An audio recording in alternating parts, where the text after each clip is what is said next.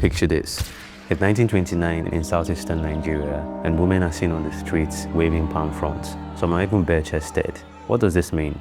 They've declared war on the British Empire. The riots of the war, led by women in Calabar and Owerri for 2 months, became known as the Aba Women's Riot of 1929 in British colonial history, or simply the Women's War in Igbo history.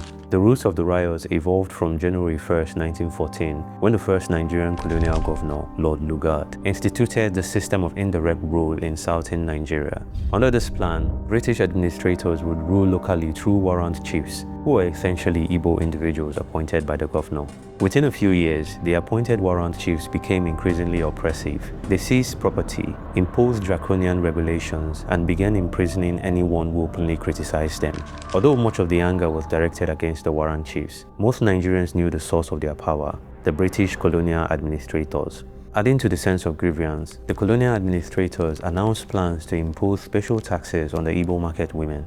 Now, in Igbo society, women control the market, so they were responsible for supplying food to the growing urban populations in Calabar, Owerri, and other Nigerian cities. They feared the taxes would drive many market women out of business and disrupt the supply of food to the population. They had a tradition called sitting on a man.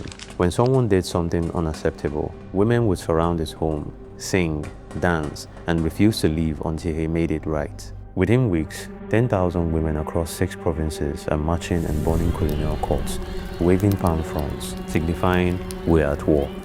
Panic sets in among the British as they confront an enemy that is neither an army nor a group with a leader to arrest, but a presence that strikes everywhere at once. They opened fire, and over 50 women were killed.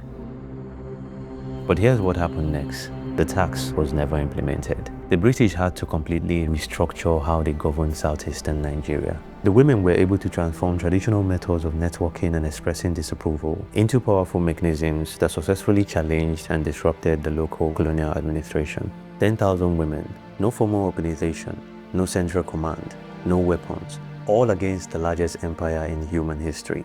Here's what that teaches us about how power actually works. We think change requires a leader, a structure, or even a plan, and we think we need to match the system's strength with our own. But the British couldn't fight these women because there was literally nothing to target. There was no headquarters to raid, there was no general or leader to bribe. The women didn't win because they were stronger, they won because they were uncontrollable. The British had guns, but the women had something more threatening: a network that couldn't be decapitated.